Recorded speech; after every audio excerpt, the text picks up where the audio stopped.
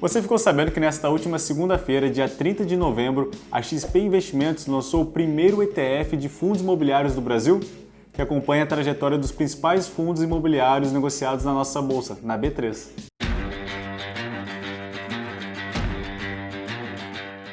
E aí galera, beleza? Sejam muito bem-vindos ao nosso canal que fala sobre investimentos e educação financeira. E se você é novo por aqui, não deixe de se inscrever para ficar de fora do nosso conteúdo. E você que já nos acompanha, já deixa aquele curtir. E lembrando que eu deixei aqui na descrição um link para a fila de espera do nosso curso que a gente vai lançar. Então se você tem interesse de aprender um pouco mais sobre investimentos e educação financeira, deixa lá teu e-mail que a gente vai te avisar quando sair, beleza? E esse ETF que a XP lançou saiu com valor de cota de R$10 apenas. E você pode estar comprando apenas uma unidade. Basta você digitar o código XFIX11. E esse ETF que a XP lançou, ele visa replicar o IFIX, que é composto de cerca de 81 fundos imobiliários. Dentre eles, recebíveis imobiliários, que ocupa mais ou menos cerca de 28%, e na sequência temos as lajes corporativas, ocupando 20%.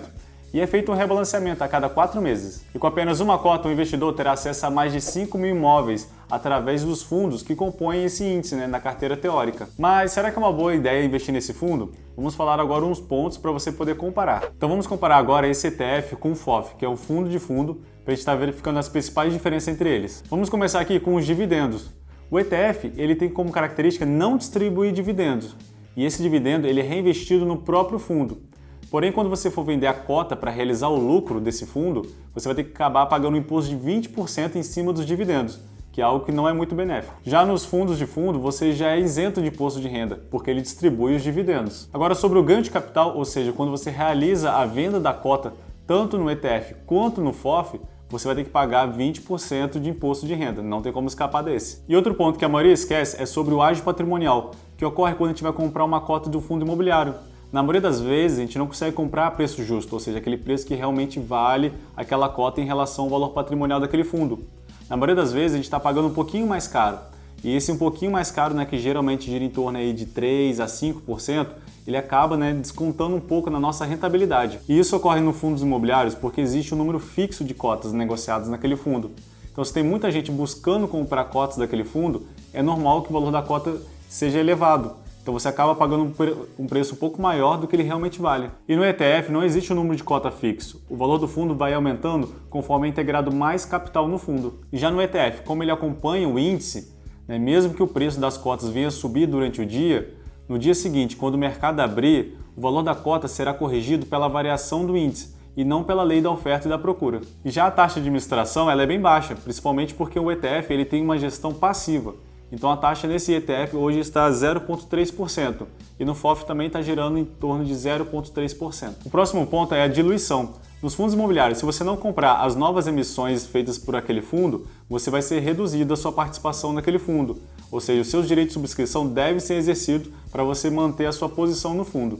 Já nos ETFs isso não acontece. Além disso, a venda de capital dentro do fundo ela é isenta nos ganhos para os ETFs. Já nos fundos imobiliários, quando eles negociam e vendem dentro do próprio fundo algum ativo, é cobrado um imposto ainda de 20%. E vamos comparar ainda esse ETF com o fundo do Banco Inter, o IFE11, e o da Suno, que é o KIZU11. Então na seleção, o ETF ele é composto de 95% do IFIX e mais 5% de títulos do governo.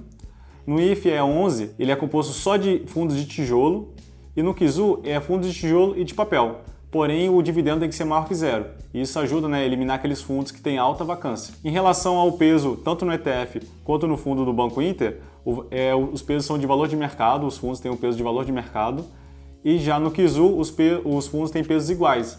Isso também ajuda a refletir um pouco no melhor desempenho daqueles fundos. Em relação ao número de ativos, então o ETF, como ele acompanha o FIX, ele tem 81 ativos. E nos outros dois fundos, apenas 30. Então ele tem uma seleção um pouco melhor. E na taxa de administração é 0,3 no ETF, 0,3 no IFE11 e 0,65 no KIZU. Ele cobra um pouco mais caro porque ele também tem o aspecto de que seleciona um pouco melhor os ativos. Então, pessoal, no final a rentabilidade é muito parecida entre eles. Contudo, eu acho que a principal vantagem de você investir no fundo imobiliário é você ter o fluxo de caixa mensal constante, ou seja, está todo mês recebendo esses dividendos, o que não ocorre no ETF.